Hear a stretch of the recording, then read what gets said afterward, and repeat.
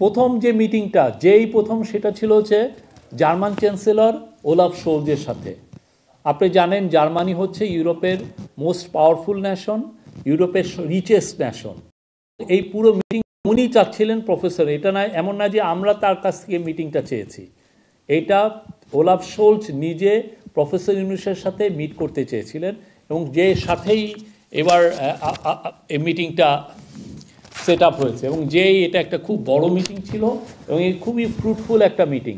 Fruitful in a sense যে Olaf Scholz যিনি আপনি জানেন জার্মানি কিন্তু ইউরোপিয়ান ইউনিয়নকেও লিড করে জার্মানি, এবং জার্মানি বাংলাদেশের দ্বিতীয় বৃহত্তম এক্সপোর্ট ডেস্টিনেশন, আপনারা এটা অবশ্যই জানেন। তো জার্মান চ্যান্সেলর তার অকুণ্ঠ সমর্থন জানিয়েছেন ইন্টারিম গভর্নমেন্টের প্রতি, প্রফেসর ইউনুসের লিডারশিপের উনি অকুণ্ঠ সমর্থন জানিয়েছেন, প্রেস করেছেন এবং উনি বলেছেন যে বাংলাদেশের জন্য ওনারা সব কিছু করবেন এবং উনি সউদ্যোগে একটা বিজনেস ডেলিগেশন, একটা স্পেশাল ইনভেস্টর স্পেশাল ডেলিগেশন বাংলাদেশে পাঠাবেন। ওরা এসে বাংলাদেশের বিজনেস সেক্টরের সাথে কথা বলবে, যারা পলিসি মেকিংয়ে যারা আছেন সমস্ত অফিসিয়ালের সাথে কথা বলবে এবং আমরা মনে করি যে এর মাধ্যমে জার্মানির সাথে আমাদের বিজনেসের নতুন দুয়ার উন্মুক্ত হবে।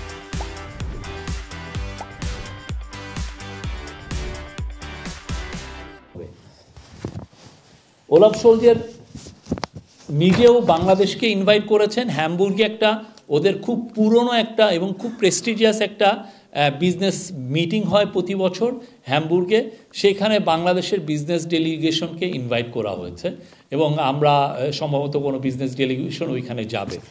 তো ওই মিটিংয়ের পরের দিনই যেটা হয়েছে যে ওলাফ শোলজের মন্ত্রিসভার one of the powerful minister Wolfgang Schmidt উনি এসেছিলেন একই ধারাবাহিকতায় প্রফেসর ইউনুসের সাথে দেখা করতে এবং একই মিটিংয়ে এগেন তারা অকুণ্ঠ সমর্থন জানিয়েছেন। বাংলাদেশের সম্পর্কে আরও ডিটেল আলোচনা হয়েছে।